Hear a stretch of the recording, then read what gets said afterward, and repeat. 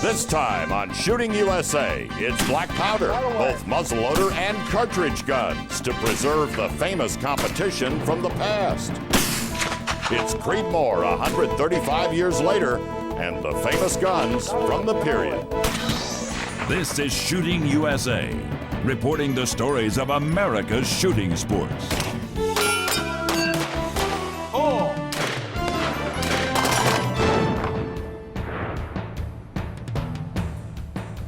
Try to imagine this. The New York State Legislature gives the NRA the money to buy the land and build a shooting range. Now picture 5,000 cheering fans turning out to watch a long-range shooting match. Hard to imagine?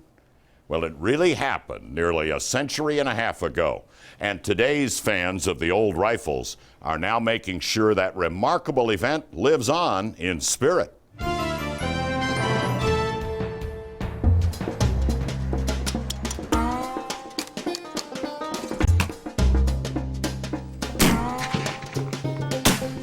The year was 1874, and men with rifles had come to New York, come to compete on a shooting ground known as Creedmoor. A fledgling group of Americans were taking up the challenge of the world's best rifle team, the Irish, at 800, 900, and 1,000 yards. The outcome is etched in muzzle-loading history. The Americans won simply because the Irish crossfired on the wrong target. And the American went up and he hit a bullseye on his target and won the match. And now that day is being relived on a range at Camp Atterbury, Indiana. It's the National Muzzleloading Rifle Association's Creedmoor reenactment. Shooters who revere the long-range sports and who can't get enough of the smell of black powder have come to ram lead down the barrel of a rifle and throw it at a target a half-mile away. Smokeless powder is a passing fad. Use black powder with a lead bullet. Once you get into the smell of black powder, it's hard to give it up. It's fun. That's how a lot of the shooters on this line feel about their sport. I tell everybody I get a bang out of it. Right away. Unlike the original Creedmoor matches, contested only with muzzleloaders, the NMLRA's long-range match allows black powder cartridge rifles too. So there on the line beside the Whitworths and the Gibbs, you find Remington rolling blocks and the legendary Sharps. Rules allow originals and reproductions, but regardless of whether they're old or new, these rifles are amazingly accurate. It is an X. All righty. At about 7 o'clock. These rifles, I think, represent to the shooter the state-of-the-art for the muzzleloading rifle of the 1860 era. Pete Terpstra says the appeal of this long-range match is about far more than hitting the X. The history plus the craftsmanship that goes into these rifles, that went into them at that time period, was on a par with nothing else that the world had ever seen. And that is no exaggeration. From one end of this shooting line to the other, you find rifles that can hit the mark, even one 1,000 yards off. But obviously, it's not as simple as just pointing and pulling the trigger.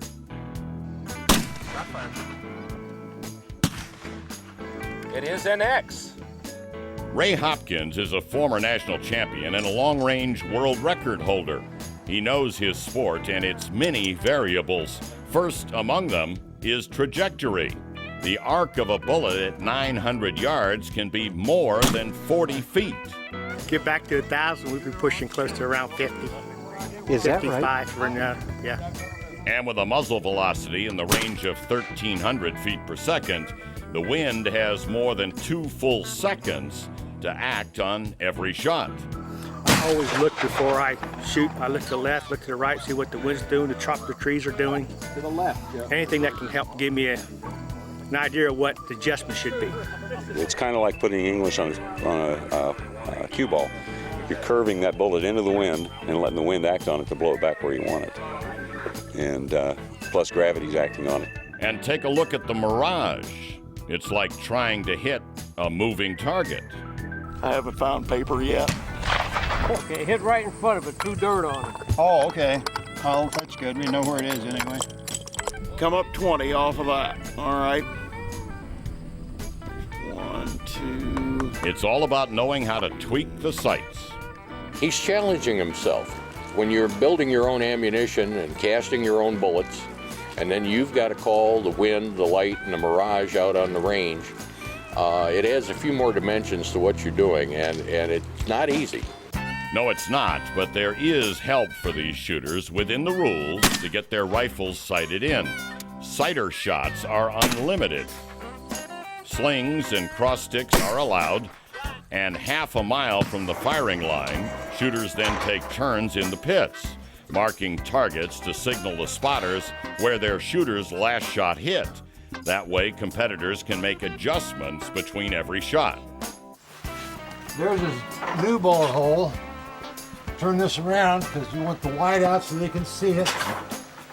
You shot an 8, so this is where you mark it for an 8 right here. Then raise the target back up for them and wait for the next shot. It all makes for a great shooting sport, one too appealing to just stand and watch. Just go ahead and push on that trigger. Push it forward. Push it forward. Ask Camp Atterbury's range control officer, Sergeant First Class William Clifton. He can't resist shooting the old rifles. But I fired 50 cal, 240, 249 saw, a little bit of everything. I had no idea that you could fire one of these that far. And now he sounds like another convert to black powder. I really enjoyed that. I think I could lay down there and do it for at least 4 hours, if not 8. The old rifles will hook you like that, and then you're a competitor. And the winner this time, Ray Hopkins, who set a new record, 91 points with 2 X's at 900 yards. And coming up, a close look at the Civil War muzzleloader that can hit the bull at over a mile. Shooting USA is brought to you by Smith & Wesson. Safety, security, protection, and sport. And by Crimson Trace Laser Grips, the world's only grip-integrated laser sights. You're watching Shooting USA, awarded Best Outdoor Program by the National Shooting Sports Foundation.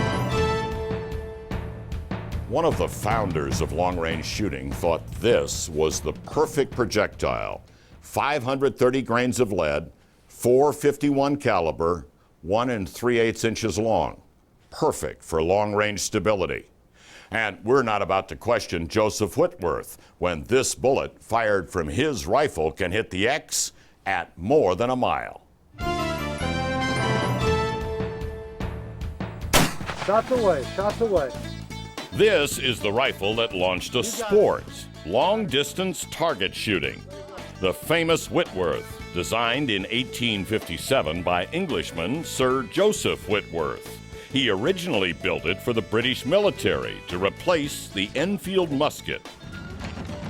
We all know the scenes played out in movies. Redcoats march within steps of their enemy, then aim their rifles and fire. But Whitworth said, why fire point blank when you can shoot from beyond your enemy's range? A musket is probably accurate maybe to 100 yards with a good shooter, but that's about it.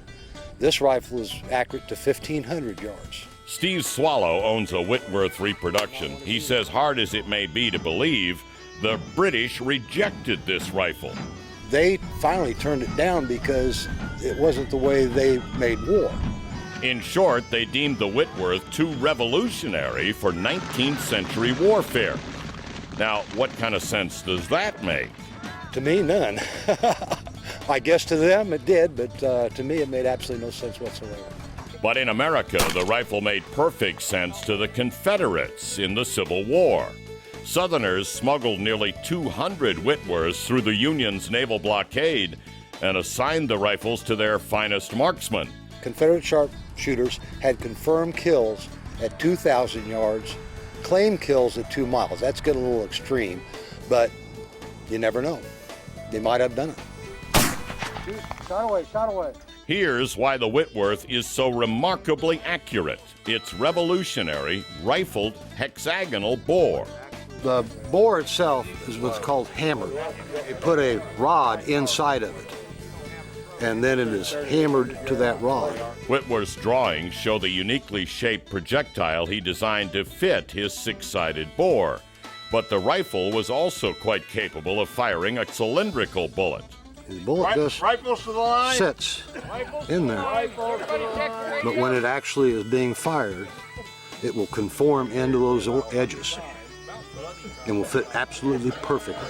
Yes, a round lead bullet fired from a Whitworth leaves the muzzle with 6 flat sides. The paper patch keeps lead from fouling the barrel.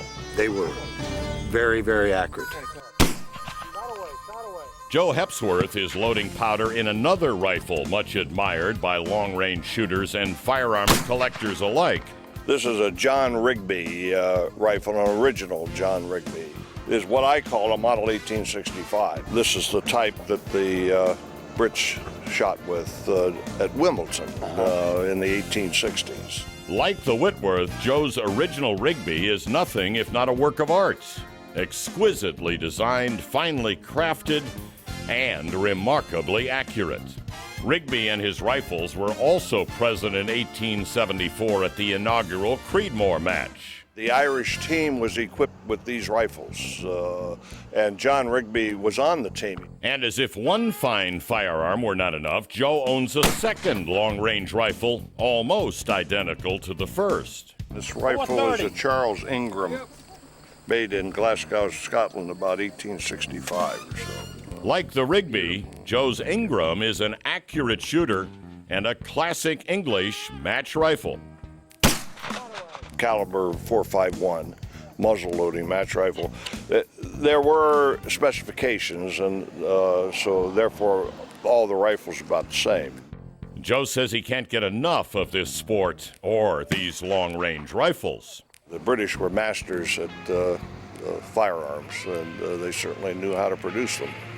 He says he loves both his old rifles, but he is partial to one. Yes, I am, but there's nothing quite like a Rigby.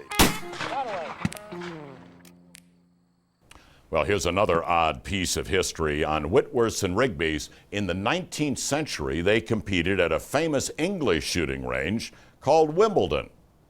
Yes, the same place the aristocrats play tennis today.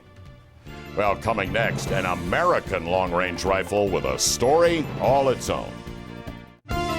Shooting USA is brought to you by Blackhawk, the world's finest tactical gear. Performance rules. And by BSA Sport Optics, the technology to complete your mission since 1861. ShootingUSA.com, your resource for firearms news and information. What is it that captures the interest of the fans of the old guns? Well, in many cases, it's the history that's the hook. Even as a recreation, their rifles can be a connection to the past. And sometimes it's a Hollywood connection to a character who never actually lived, but who does capture the imagination. Every rifle comes with a story. Take Matthew Quigley's Sharps, for instance. Legendary Sharps. You know your weapons. It's a lever-action breech loader. Quigley is the man who answers an ad for the world's greatest rifle shooter, then walks the walk by hitting a target you can barely see with the naked eye.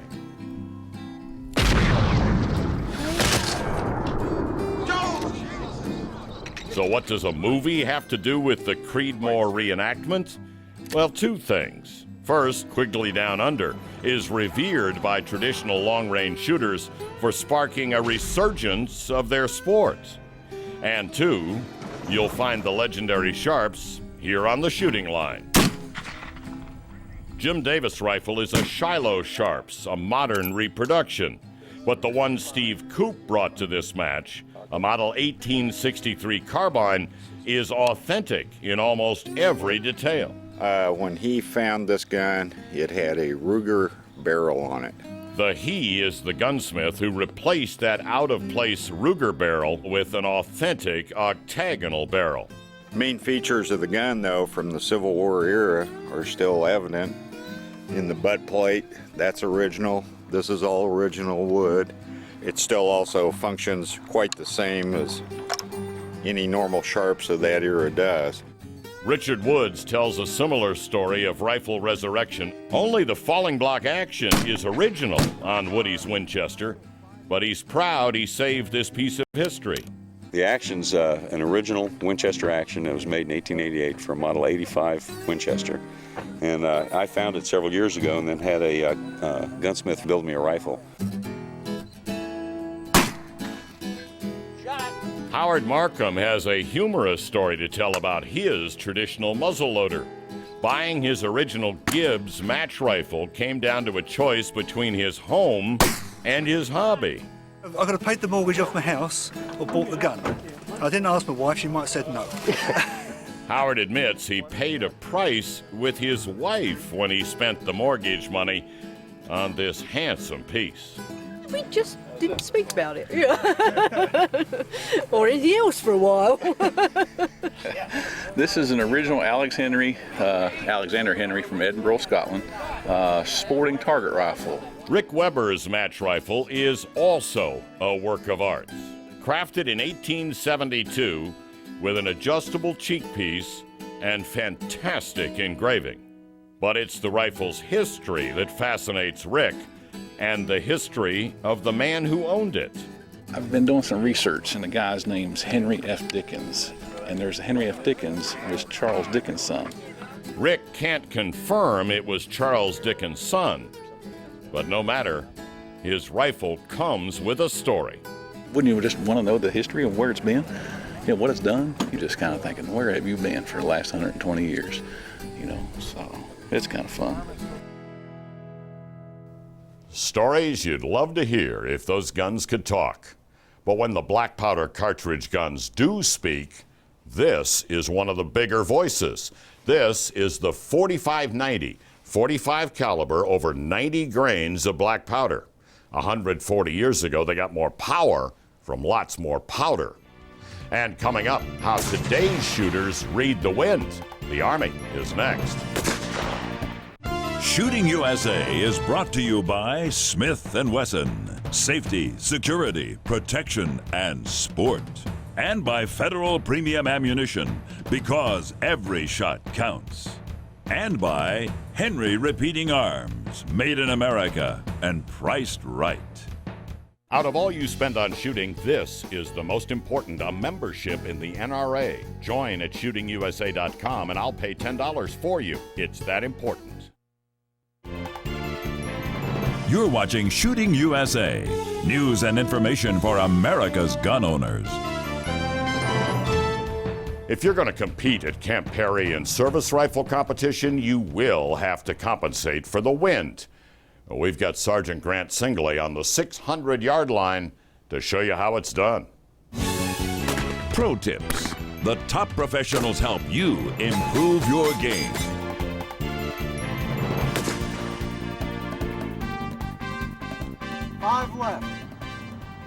In high-power rifle competition, there are several factors besides the shooter and the rifle that can affect your shot placement downrange.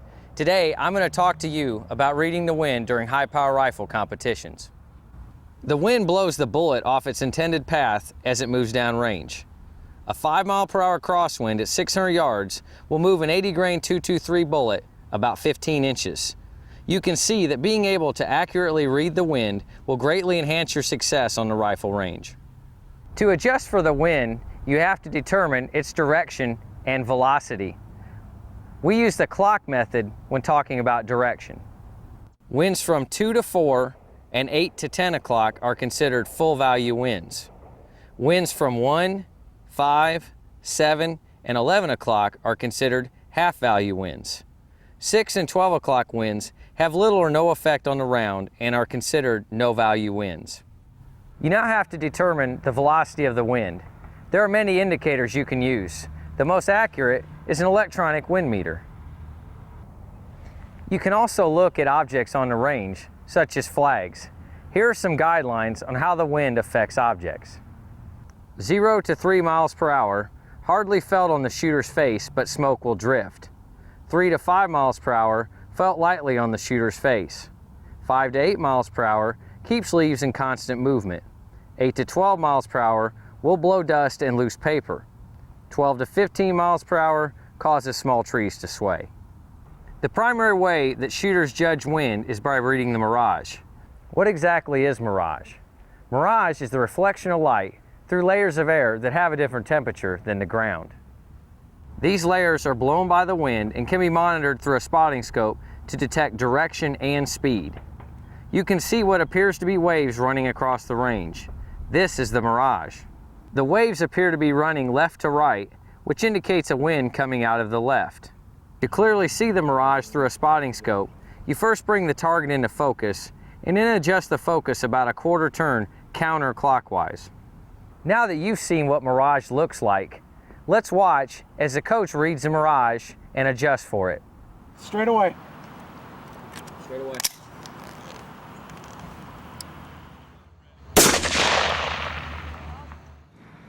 Down 2, left 1. Down 2, left 1.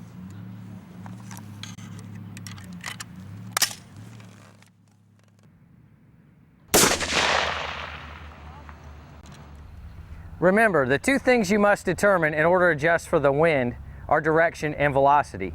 Learning to read mirage and adjust for changes in the wind are skills that are acquired over time and take lots of practice. We'll see you on the rifle range. Until then, stay Army strong. Thanks, Sergeant. And a reminder that not only will you find the transcript of the Sergeant's presentation at the website in the Pro Tips section, you'll also find a link on the home page to ask a question of any of the Army marksmanship teams. For any kind of shooting sport, ask a question, you'll get a personal answer at shootingusa.com. For all of us, I'm Jim Scout. Until next time, shoot safely, shoot often, and share your sport.